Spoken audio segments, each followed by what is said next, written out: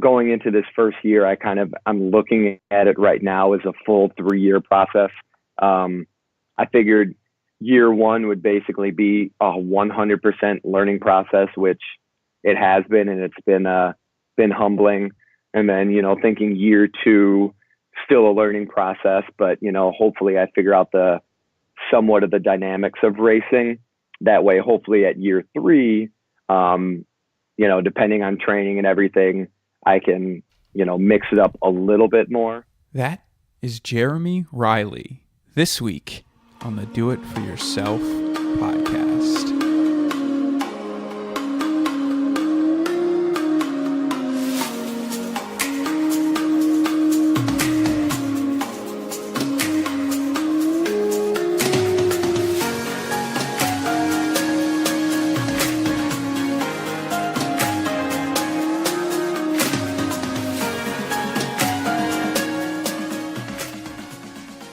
Hey everybody, how's it going? How's the job? How are the kids? How is your training going? Welcome back to the podcast. My name is Ian, and this is the Do It For Yourself podcast. And I want to thank you for joining me today and spending some time on this journey through another story of someone who is doing it for themselves. If this is your first time here, I want to say thanks. Thanks for popping in to check us out, and I hope that you enjoy your stay here for a little while. This week on the show, I have my first returning guest. So this is the first time I'm having somebody back for a second episode. You may remember in the early days of the podcast, I had a guy by the name of Jeremey Rielley on the show. He was getting ready to start his first season as a professional triathlete. And Jeremey has just finished up his first season, and he came back on the show to share a little bit about what it was like to race as a professional triathlete for the first time. Jeremey knew that when he was going into this season, he was going to have an uphill battle. But he shares just how steep that uphill battle was this season at certain times for sure. So I hope that you find a little nugget of motivation or inspiration from this follow-up interview with Jeremey, and I'm really excited to share this with you. So without further ado, here is my interview with Jeremey. All right, sweet. Well, let's get rocking here. Sounds good. I'm joined by my first time, second appearance guest this morning. Jeremey Rielley is back, and he is going to give us an update on his season racing for the first time as a professional triathlete. And Jeremey was the fourth episode of the Do It For Yourself podcast. So he was on very, very early on in the first 4 episodes here. And so I got connected with Jeremey again because I knew his season was wrapping up. And I said, hey, man, I want to get you back on here. I want to talk with you about your season, how everything went, expectations. Were they met? Were they exceeded? Were they not met? Who knows? So, Jeremey, thank you so much for coming back again on the Do It For Yourself podcast. I guess I didn't flub things up too much in those early days, huh? Yeah, no, I appreciate being back. Obviously, doing any interview is kind of fun and exciting. So, doing the interview, probably like 6 or 7 months ago now, thinking about it, and then coming back after my first pro season is done, I'm happy to share my insight, my experiences. Yeah, and I mean, you were just saying before we started that you kind of knew what you were getting yourself into, and you knew how things were going to go. just for the people who did not get a chance to check out your first interview and maybe they stumble upon this one first, just give us a little bit of a synopsis. You were racing as a professional triathlete, and you were kind of back and forth about doing it. So tell me a little bit about why you made that jump to race as a professional. Yeah, so last August at Steelhead in, I think mid-August, I qualified for my pro elite license. And at that point, it had always been, kind of a goal or aspiration of mine. And, once it became a reality, I wanted to do it. But at that time, my wife was 4 months pregnant, I think. And so I was kind of battling whether I should do it or not, because I had no clue what the training, what racing, anything would be like with with a newborn coming up. And, my wife and I, we kind of sat down, we talked, and she kind of, gave me that little extra nudge. It's like, well, if you're not going to do it now, when's the next chance you're going to have to do it? Or, is there going to be a good time to do it? And it kind of got to the point where it was like, yeah, there's usually no perfect time in a situation when you're a full-time teacher, when you have, a baby. And so it kind of got to the point where it's like, let's see what it's like. It'll be easier to go back to the age group ranks as opposed to waiting, because, the qualification process, is difficult. It's easy at times, but you never know going to what race, who's going to show up. So it's, the process of being top 3 amateur at a big race. One race might be easy, and then the next race you might have a stacked field. So it's kind of one of those unknowns. So we figured, why not just go for it now? Because it'll be easier, like I said, to juggle and always go back to the age group ranks rather than trying to requalify, later in life. And your pro card is good for multiple years, right? Is it good for like 3 years? Yeah, it's good for 3 years, which, kind of is another reason why I did it. If it was only for 1 year, it might have changed it. But, going into this first year, I'm looking at it right now as a full 3-year process. Mm-hmm. I figured year 1 would basically be a 100% learning process, which it has been, and it's been humbling. And then, thinking year 2, still a learning process, but, hopefully I figure out somewhat of the dynamics of racing. That way, hopefully at year 3, depending on training and everything, I can, mix it up a little bit more. This year, racing wise, didn't go as well, or, I didn't race as much as I hoped and expected, but, with a 8-month-old now and owning a house that needed stuff done with it, it didn't lend itself to as much racing, unfortunately. Yeah, life kind of gets in the way sometimes. Yeah, it sure does. Even now as a professional triathlete, it's still, it's not your full-time career, so you have other things that you have to address, especially a full-time job. So talk to me a little bit about your training. I know that you're a teacher, so are you able to use that to your advantage and kind of structure or work with your coach to structure your training schedule so that your heavy A races and training and big sessions are during the summer? Yeah. So, this was my coach had a better idea of things than I did. And I think he did a great job with, adjusting and, making changes. But the biggest probably change for me this summer was, pretty much every day I was waking up at 4:15, 4:30, which I know is normal for some triathletes, but not so much for me. Yeah, me because I wanted to get one of my workouts done before my wife and daughter woke up. That way, once my wife needed to start getting ready for work, I was kind of there, ready to, take care of the baby.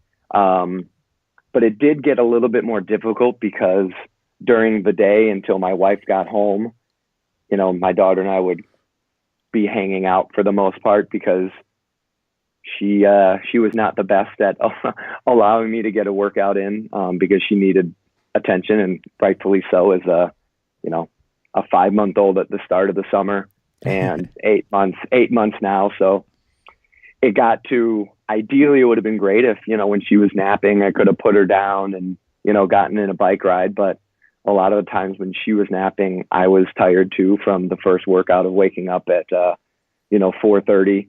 So it became a great routine that, even if it affected my training, I wouldn't, take back the naps together with her sleeping on my chest. So, it does put things in perspective. Yeah, I would have loved to train more, but I also didn't want to take too much time away from her. And, triathlon's already, which I'm sure I said on the last podcast, a selfish, individualistic sport, that I didn't want to have to look back in 5-10 years and be like, oh man, I wish I would have spent, this much time, or I wish we would have done this. But I do think now that next summer, I think I'll have a better idea and a little bit more confidence knowing what I can get done, because hopefully, next summer she'll be a little bit more independent. We can go do more things. It didn't really happen till the end of the summer. But once I was able to start getting her in the jogging stroller and going for runs with her, it made things easier, and she seemed to like it, and it made things a little bit easier, but still, not the most ideal conditions, but you go with it. Yeah, absolutely. And I mean, you like you were saying, you kind of just make it work, and if it's time to take a nap, like your body's going to tell you anyway, so the fact that your body was like, let's just take a nap, I'm sure that probably helped you in your afternoon session, or your evening session once your wife got home. So, and it may have ended up being a little bit of a better session. Now, I do want to know about your volume, because your both your volume and your intensity, so how much you were training and then how hard you were training. Was that any different than when you were an age grouper? I mean, this is something that always kind of fascinates me as somebody who's, following, and obviously with the YouTubes now and all this with Lionel Sanders and Talbot Cox, who's out there making all these videos. Was your volume and your intensity like jacked way up, or was it kind of close to what you were doing before? Looking at it, I'm on Training Peaks now because I've thought of that myself. I think my volume was down a little bit at times, just because we were still, my coach and I were still in the process of trying to figure out how much we could get done. The swims, I think I swam one less day, which again makes sense because swimming, I feel like, is the hardest to get done with the busy schedule, because, biking, you can pretty much go in a separate room, ride on the trainer.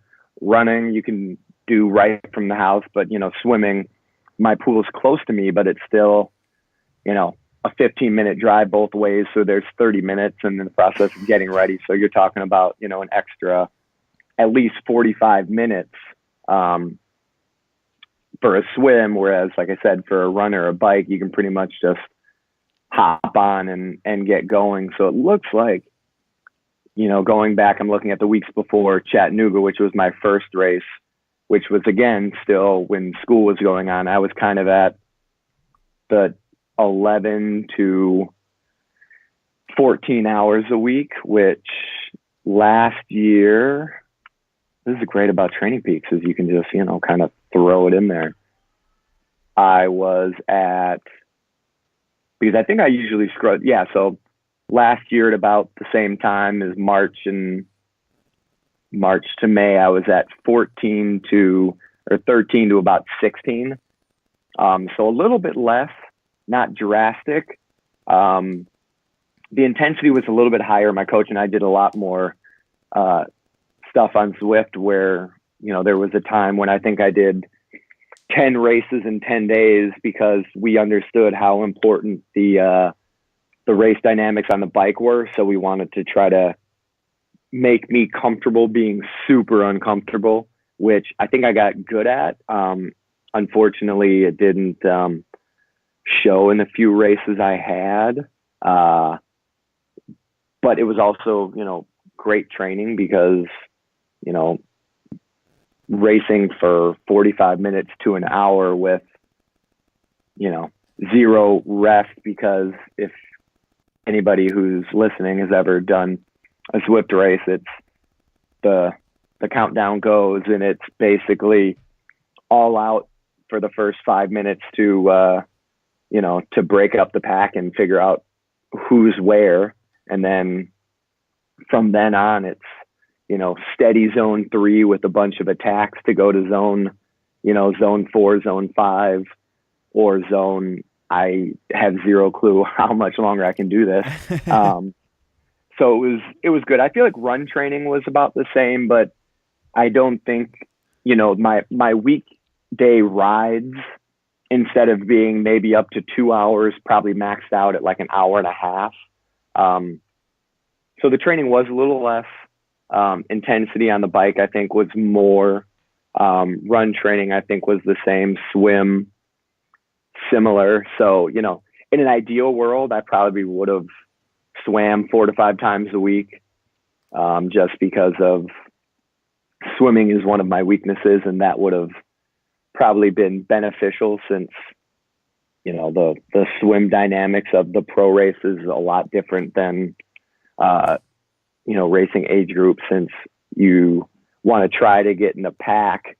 That way you're not completely alone on the bike, because the bike is not my strongest. So which ended up happening in the 2 pro races I did, where I was alone on the bike, and then it just turns into a long, lonely day. And that's when you get all the mental battles of, am I being selfish?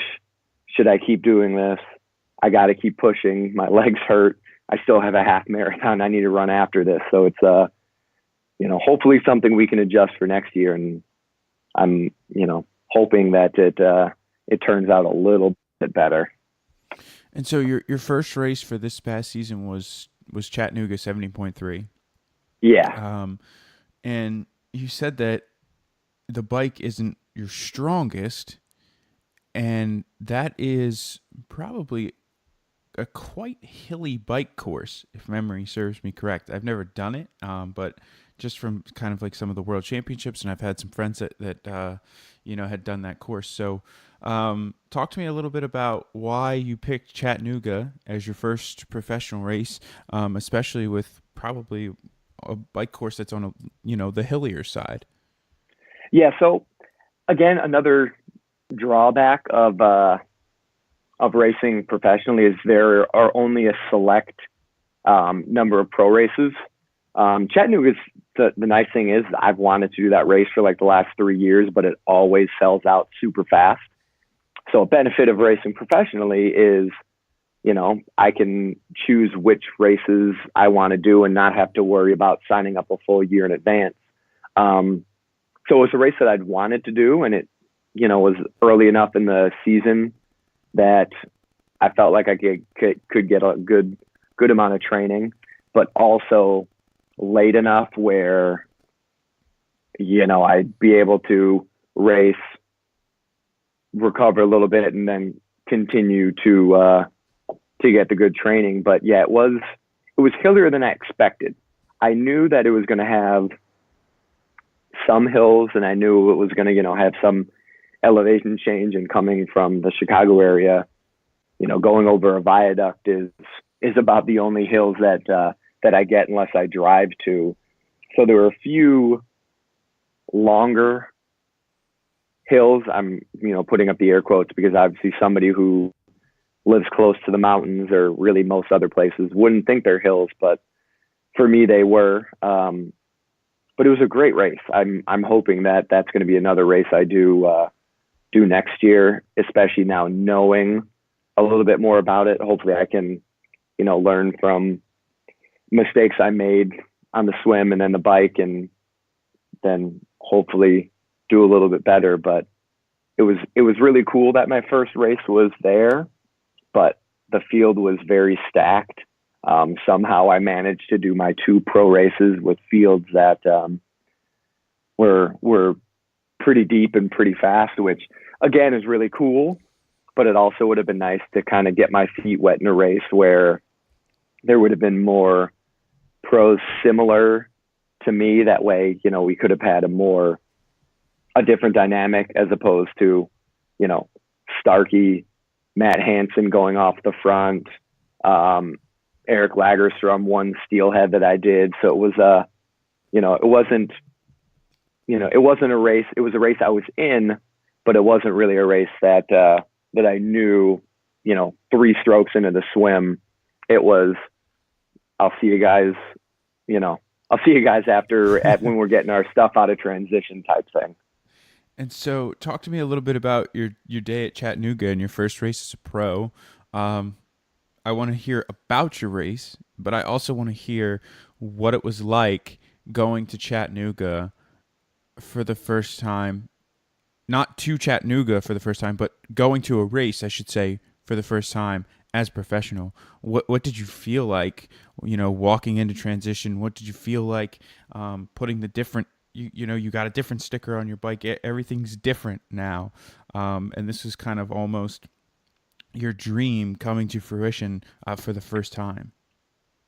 Yeah, it was a really cool experience. I think I flew down because normally I drive to all of my races no matter what, but I was a little bit worried about, how my legs would respond on a 9-hour, car ride down. I had the benefit that my dad drove down. So I ended up flying down on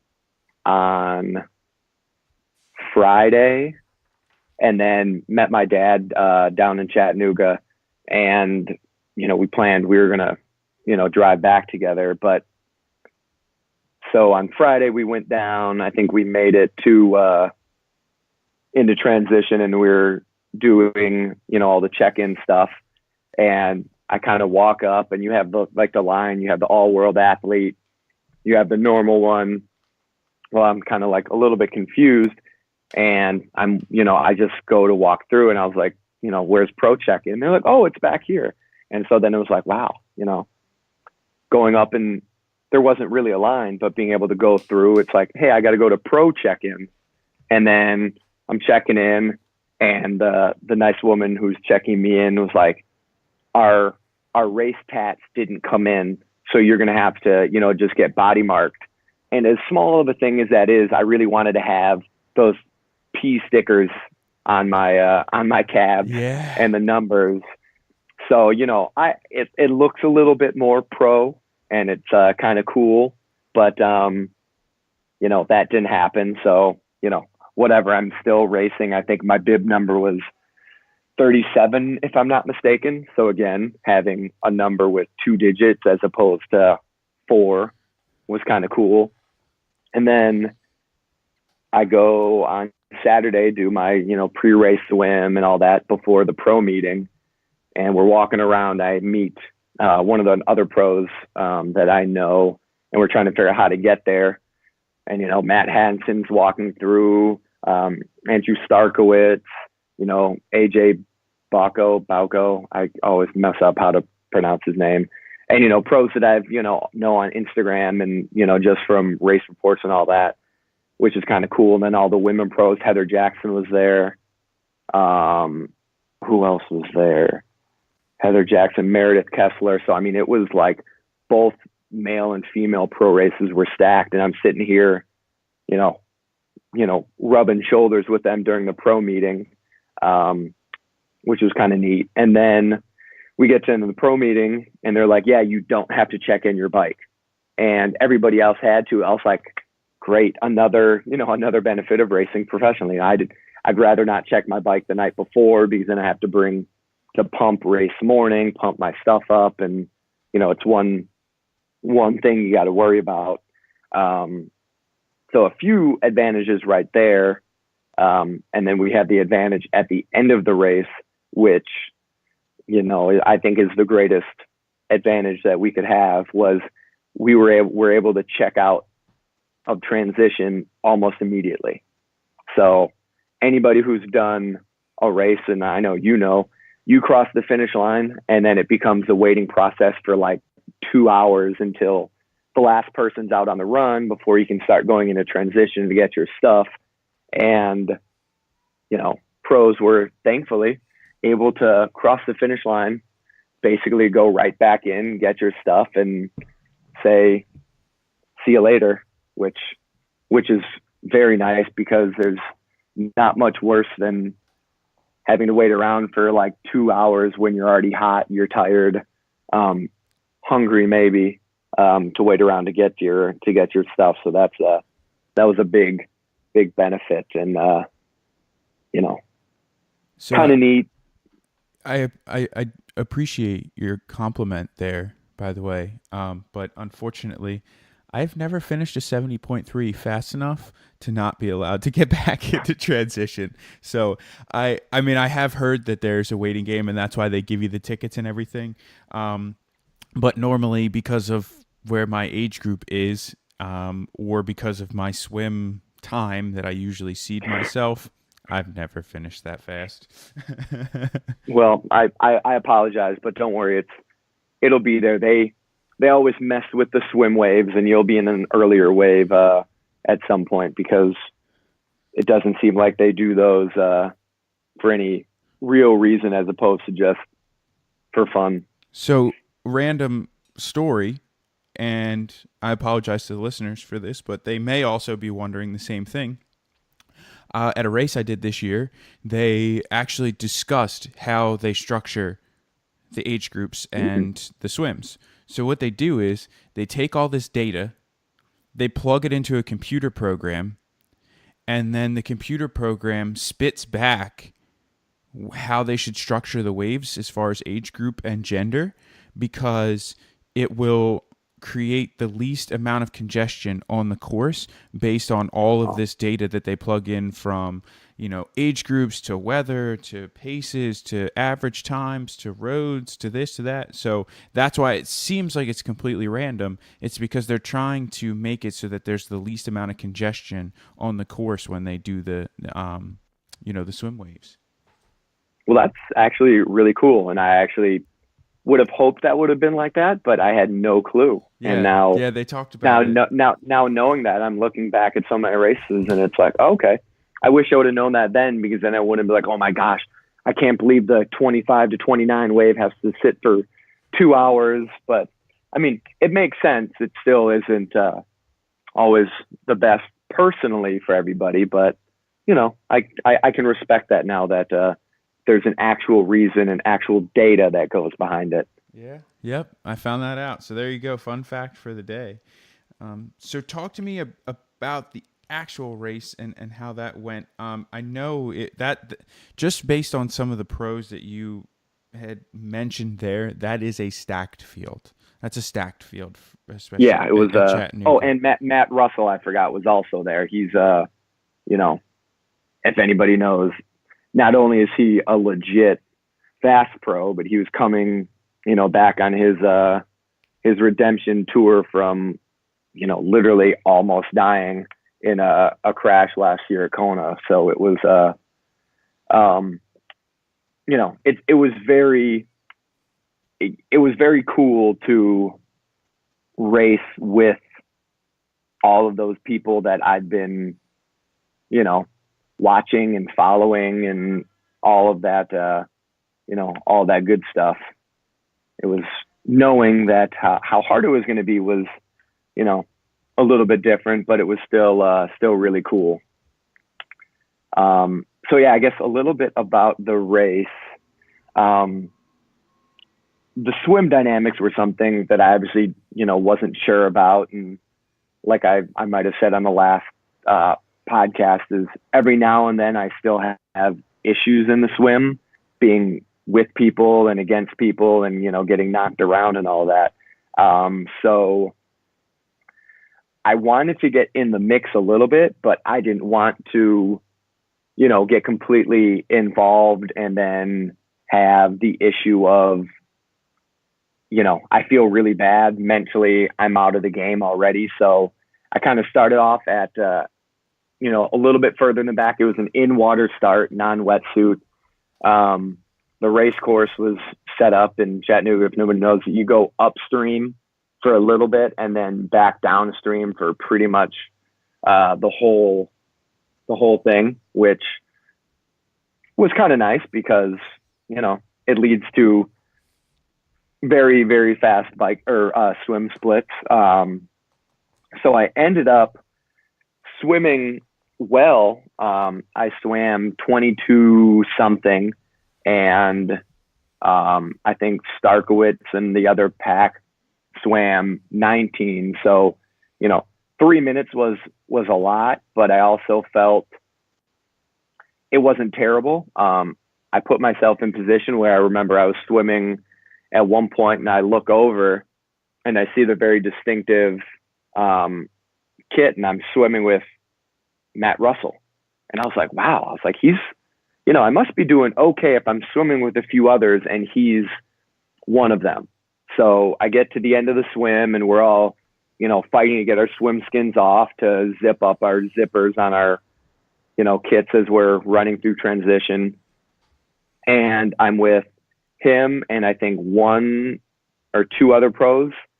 And I was like, okay, well now let's try to stick with them. And again, Matt Russell, that did not work because he pushed ungodly amounts of watts to get himself with the lead pack. And so I ended up riding with somebody for, the first half or so of the race. We're kind of doing the yo-yo of, he's in front, I'm legally behind him in the draft a little bit. And then I pass him, then he passed me. So we're playing that game for a while. And then at some point, my legs just, they start to go a little bit. And so it becomes a little bit harder, to push the pace up these hills. Like, again, I said, there were a few legit hills, but most of it was rolling. And my legs were just not all there. So I finished the bike and I'm with, at that point, I think one or two other people, and we get onto the run and it's warm. But for me, coming from colder Chicago in May, I'm trying to think of the weather, probably didn't have much above, 70 degrees by that point. It was hot, it was humid, and that run course is no joke. You can look at the profile, and I don't think it does it justice at all. It's two loops.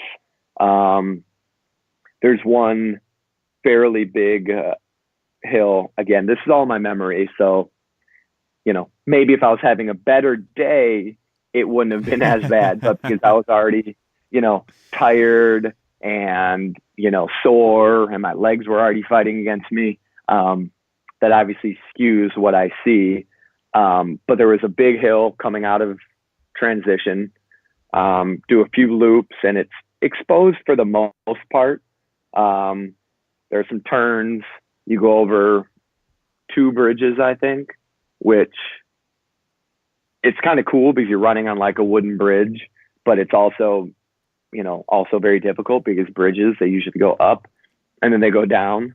So I ended up passing a few people during the swim or during the run, which was nice because, as in the age group field, that's kind of what I would do. But obviously going to the pro rank, it's like everybody is fast at swimming, biking, and running. So I wasn't sure what to expect there. And so mentally, games were being, ran through my head of, tired. Should I walk? What do I need to do? I just want to finish.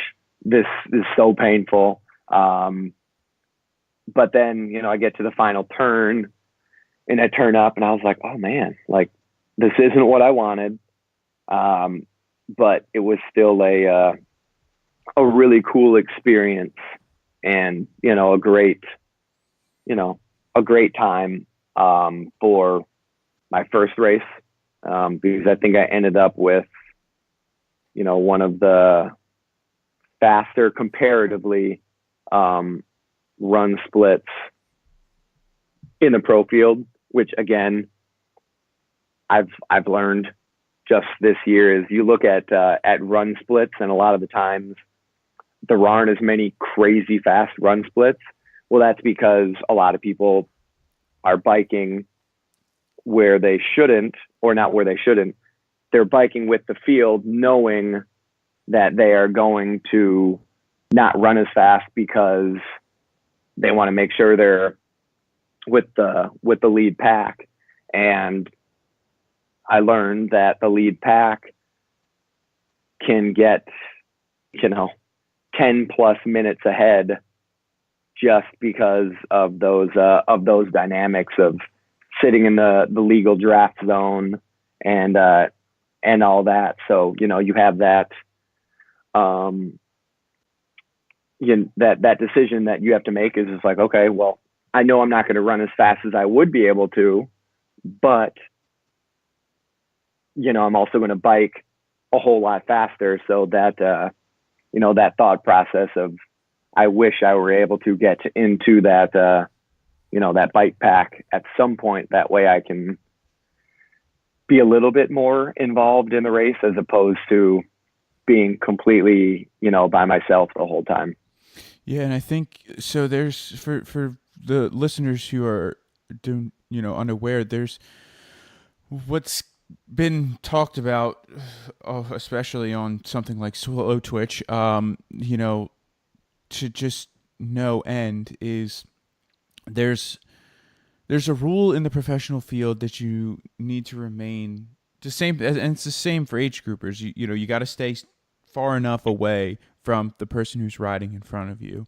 Now, there's been a great amount of debate about whether or not there is still a draft being created by the professional athletes, even given the distance that you are supposed to stay, the distance you're supposed to keep between you and the rider in front of you.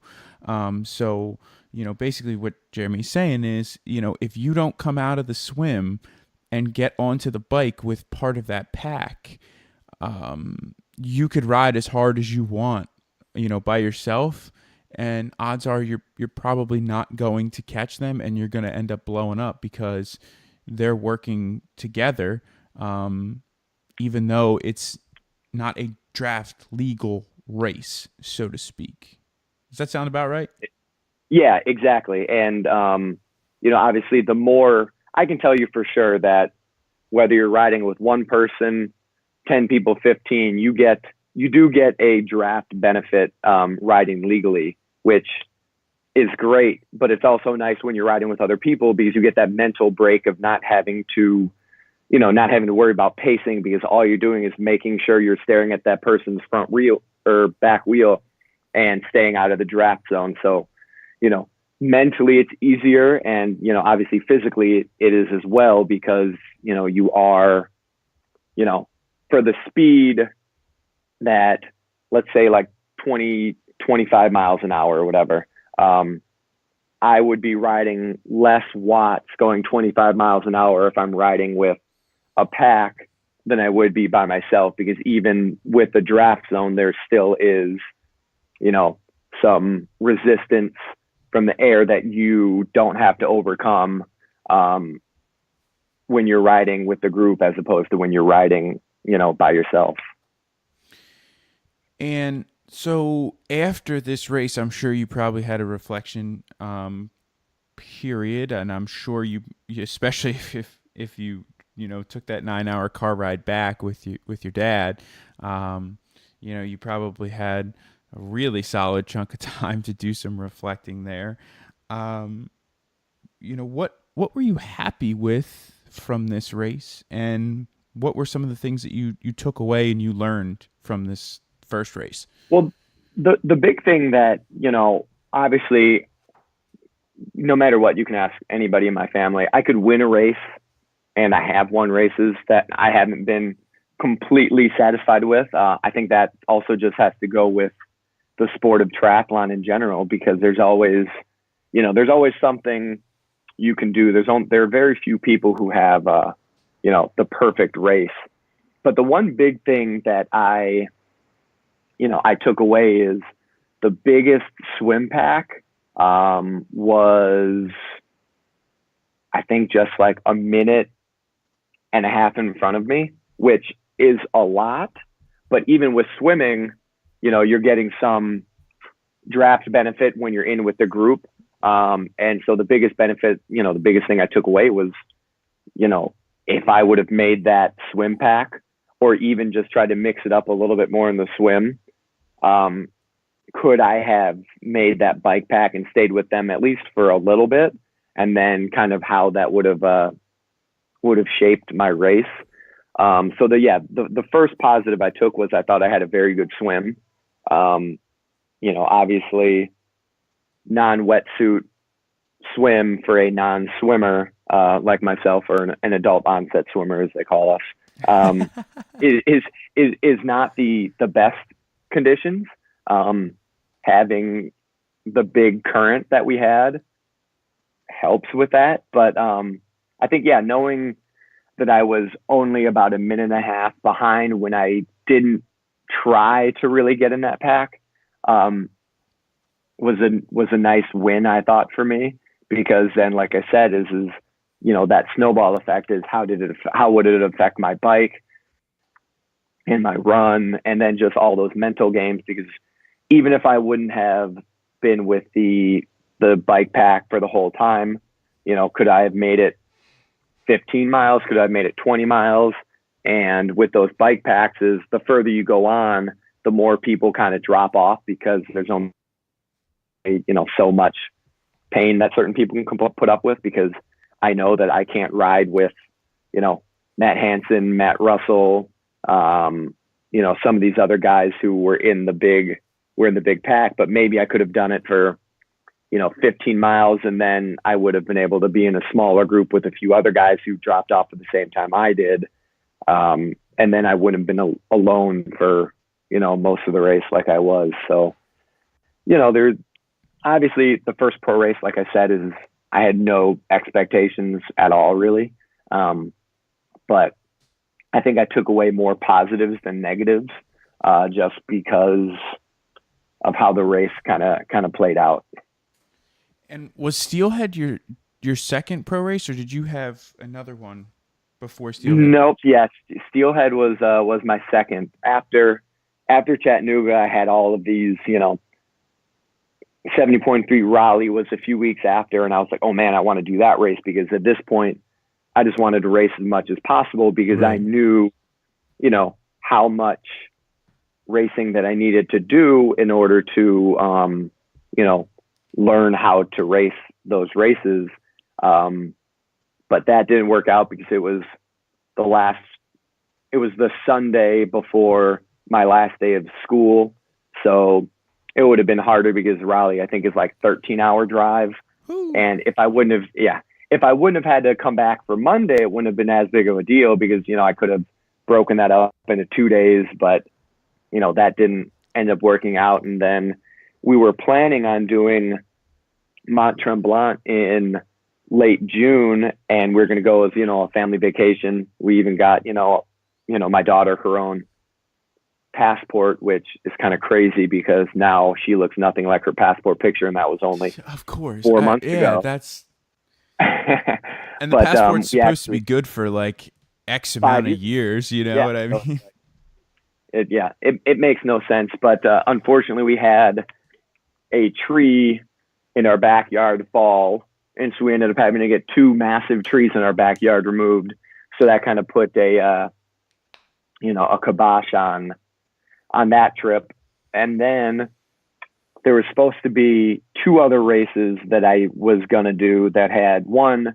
It was an Olympic race in Racine that ended up kind of taking over the 70.3 that got canceled, which was another pro race that didn't happen in the Midwest. So it really only turned out to be Steelhead because Muncie didn't have one, Madison didn't have one, Ohio didn't have one. What others am I missing? But yeah, so that race ended up getting canceled. So there's another race that I couldn't do.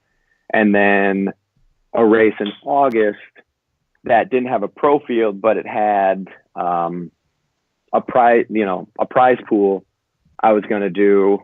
That race got canceled. So I did Pleasant Prairie in late June and then Steelhead. So yeah, I raced unfortunately 3 times this year when normally I think I race, 5, 6, 7 times. So, one of the drawbacks about racing professionally is unless you can travel a lot, there aren't as many races to do. Well, and then the drawback to that drawback is it costs money to travel. So not only are you putting out money for, your gear, your coach, and hopefully, you're able, you have a very, very good presence on social media. I see you posting all the time. And so, hopefully you're able to kind of supplement some of the gear with some amazing sponsors. But either way, you're still talking about travel. I read an article, I forget who it was, but they said that if you travel to a 70.3 race and you place overall, you're the overall winner, the prize money from that race might cover the travel just to get there. And yeah, it's like you said, is one of the cool things is being able to travel, which I think we're hopefully next summer going to look at that as a positive and use a vacation out of it. But I'm cheap when I can be, but still, driving. Let's say that if I would have driven to Raleigh, driving 12 hours, however much gas money that is, staying at the cheapest hotel, you're still talking about a few $100s. And then, food, it's not cheap, even if you go the cheapest route. And, especially for me when, I'm not going to win money. So, it's all in the negative, for me. Which makes it a little bit tougher because it's like, okay, well, let me spend hundreds of dollars to go race and then drive home when, I don't have the luxury of having sponsors pay for travel or have the luxury of, even I know some pros, I think, I forgot who it was, but one of their sponsors, they didn't give them money, but because they were a larger company, they had airline miles and hotel miles. So it was money because they didn't have to pay for all the travel, but, that's one of the drawbacks and also can be a positive because there's, some cool places that we could go to if we wanted to make it a vacation with the race.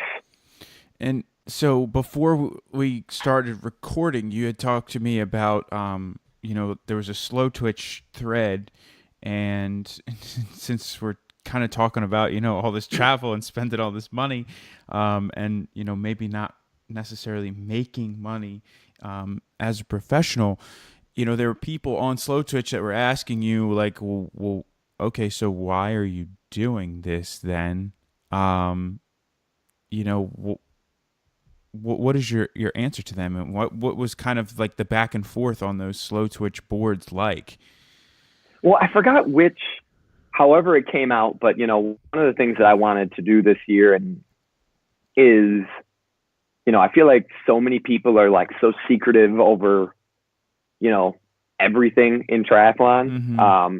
And I kind of wanted to be more of an open book and like share my experiences like I am now about, the differences of racing age group and the differences in racing professional. But, I kind of said, I understand when I go to a race this year that I'm not going to win money, and I'm cool with that. That's the thing is that that's not saying that in 3 years, 4 years that I wouldn't like to go to a race thinking that I could make money. I'm just being realistic that this year, is a complete learning process.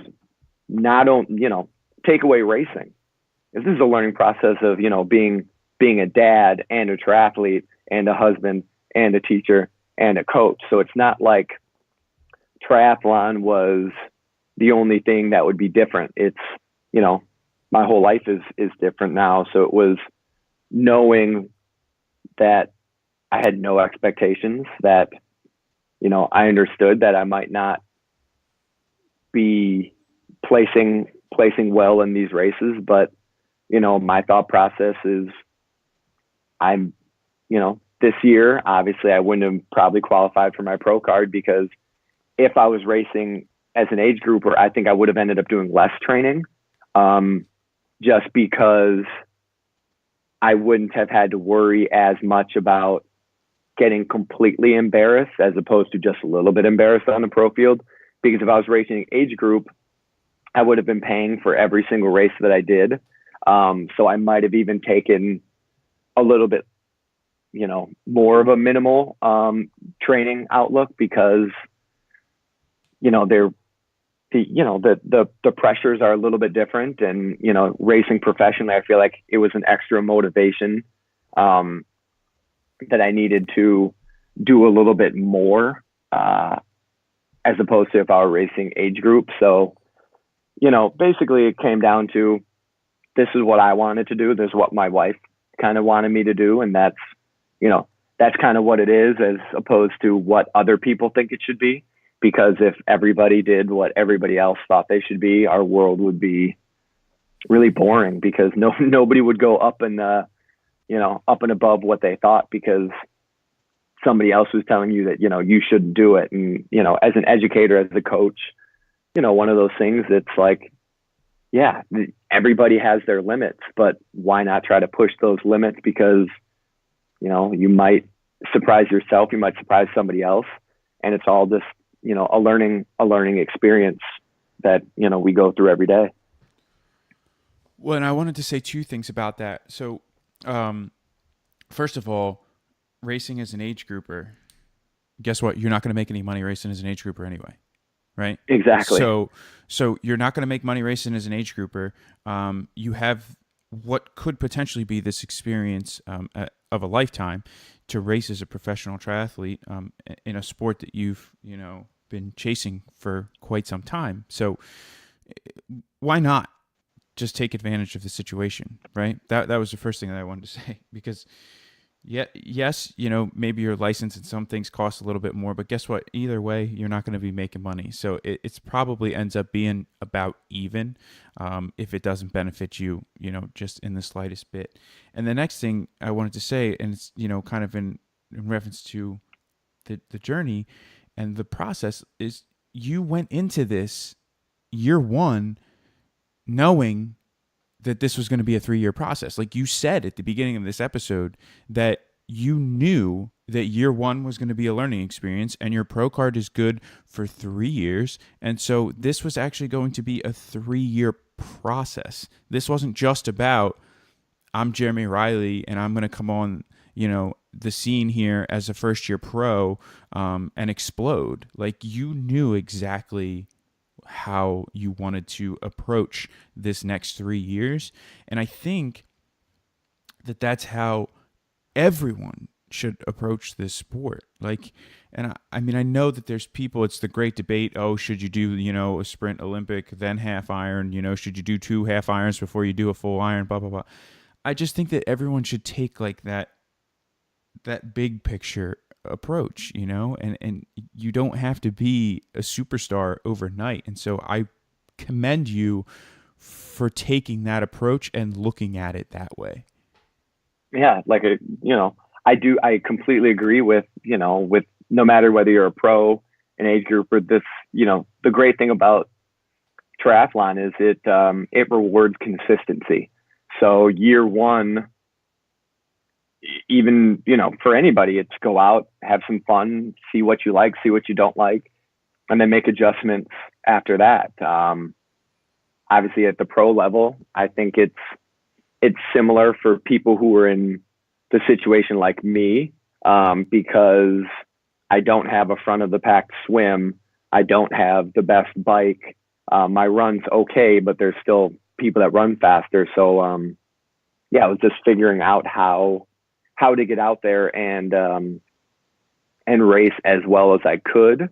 But again, like you said, is now hopefully I'm going to build on this for next year. Next year's timeline might be different because I wasn't able to race as much this year. So I didn't learn as much as I could, but that's nothing I can do about it now except learn what I was able to learn in the races I was able to get done. And is there any adjustments being made to training, schedule, volume, intensity, anything like that? Well, right now at the end of the season, I would have liked to do an Ironman, a fall Ironman, just because it leads itself more than an early season Ironman. But talking with my wife and my coach, I didn't think I could give the amount of hours that were necessary for, an Ironman, just because not only do you have more hours because it's a longer distance, but, now you're talking about on the weekends going out for a 5-6 hour bike ride. And it was also, was I willing to do that? And my answer was no. So right now I actually am going on more of a run focus and looking for a November marathon, just because being able to sustain a high volume for running while I'm back teaching, and I coach soccer. So I'm coaching, Monday through Friday. So I basically need to get all of my training done before I come home. So obviously triathlon pretty much requires two sessions a day. So that wasn't sustainable. So I'm kind of in a run focus, seeing, what I can do in a marathon. That's the hope. Things might change within the next few months, but yeah, that's kind of where I am right now. And just a quick caveat for those of you who are listening that are, amateur triathletes, age group triathletes, and just getting into it. When Jeremy says it requires 2 sessions per day, that means at the level that he is competing. Sorry, I should have put that in there. If you are an amateur triathlete, it does not require 2 sessions per day. You'll be just fine with 1 session per day, and even maybe 1-2 days off during the week. Yes, because that actually, I'm happy you said that, because that's kind of how my program started in 2010. Because you really just have to start getting used to, the demands of training, and then, as you said, you got to look at it as not just a 1-year outlook, but many, many years. That's why I think there's such a high burnout rate in triathlon, because year one, a lot of people want to jump right to the Ironman, which is great. If that's what you want to do, that's perfect. But I think to sustain yourself in triathlon, you kind of got to take it, year to year. So year one, you're working on how you're fitting all of this into your schedule. And then year two, now you know how you can fit it in. Can you do a little bit more? If you can, fantastic. If you can't, that's cool too. So yeah, I'm happy you jumped in there. And I think that's it. Again, it's if you want to make it a lifetime sport. I completely understand that there are some people who come into this sport knowing that they're going to be a one and done. Like, they're going to be a one-hit wonder. They're going to go out. They're going to do that full Ironman. They're going to check it off their bucket list. They're going to get the tattoo, and that's it. And that's cool. That's cool too. I'm not saying that you have to be in this sport for the rest of your life, but I'm saying if you plan to be in this sport for the rest of your life, it does make a little bit more sense to take that approach of, looking at the whole picture. And I think, even with weight loss, it's the same thing. Like, it's not going to happen overnight. It's not going to happen in the first 3 months. I mean, it could, but like you said, the burnout and the dropout rate increases dramatically. Yeah, totally. Now, so I know you got to get going here. I do appreciate your time so much, and I just wanted to ask you real quick. Aside from your marathon in November ish, do you have anything already on the schedule for next year? Anything that you're like really looking forward to?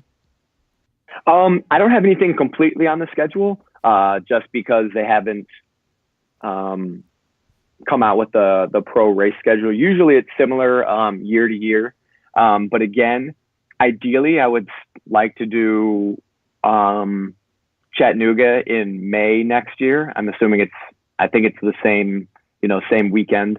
If I could race before that, I'd like to. There's a race, there's a half in Texas. Oceanside would be cool, but again, it gets more expensive when you have to fly to things. So, I'll see about my budget, whether I have any, new partners or sponsors that are able to help out that way. And then as the season goes on, Steelhead changed their date to June, which is nice because then I won't have that as big of a gap there. So Chattanooga, Steelhead, and then I think, like I said, is my wife and I would like to, go on a vacation and maybe use one of these races, whether it's actually getting a Mont Tremblant because I haven't, ever been there and I hear it's gorgeous, or, Santa Rosa in California. So the schedule's still up in the air. I think there are a few races with Chattanooga and Steelhead that I'll probably do regardless. But then, other than that, it's kind of, let's wait and see how things progress and where we might want to, to go travel next year. Yeah.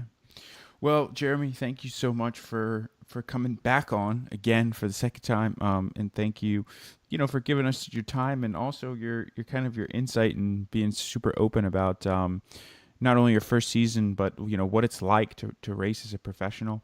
I'm sure this will not be the last time that we have a conversation, because I do really enjoy talking with you and really and catching up with you. So thank you again, and I look forward to kind of getting reconnected and also following along here as you progress through this 3-year journey that you're on.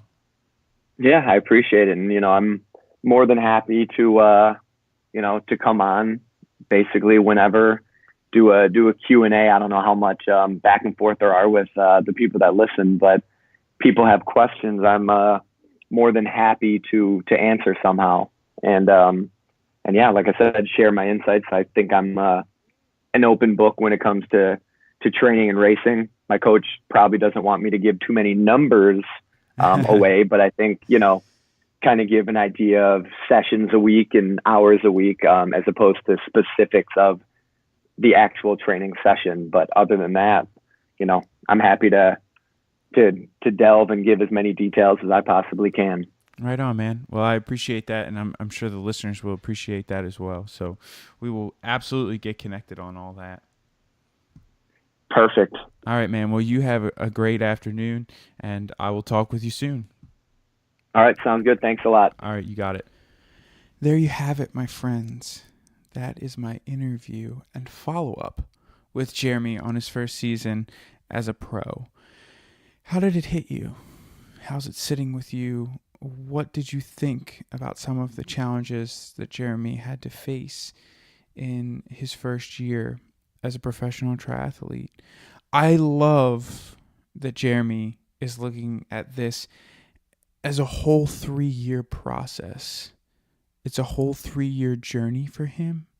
And he knew that going in to his first year that he was going to have some difficulties, and it would just be part of the learning and the growing process. And I think that's very powerful in any journey, not just as a triathlete or not just in weight loss or business. I think it's important across the board to look at something as a journey and look at something as a whole process. So I really respect Jeremy for being able to take that step back and look at things that way. The second thing that I wanted to mention is I also love Jeremy's idea of doing a Q&A show, with him coming back on to answer some questions as a professional and very, very high level triathlete. I think this is a great idea, and I think it could provide a lot of value for you as the listeners, if you are a triathlete or even if you are thinking about doing a triathlon for the first time. So if you are interested and if you have a question that you would like to ask Jeremy or myself, you can reach out to us on the socials. I am found everywhere under Do It For Yourself. I will link Jeremy's socials in the show notes, but Jeremy is also just under his name, Jeremy Rielley, and we will compile all those questions and then do a show to answer those questions. Now, this show, just as a heads up to let you know, it will not be taking the place of the normal weekly interview. So whenever this show gets posted, this is going to just be a bonus episode for all of you. It is not going to take the place of our regularly scheduled program. So I want to just say thank you guys so much for tuning into the show this week. I really appreciate all of your support. If you would like to support the show, the first and most important way that you could do that would be to rate and share the show. So if you could just take 2 minutes and leave an iTunes review and star rating, this is really going to help with the visibility of the show on iTunes so that we can reach more people. The other way that you can support me and support this show is by visiting patreon.com. That's Patreon, Patreon, and /Do It For Yourself. And you can subscribe on there. That would be absolutely amazing, and I would appreciate that so much. So that's it for now, my friends. Thank you so much for tuning in, and I will see you next week.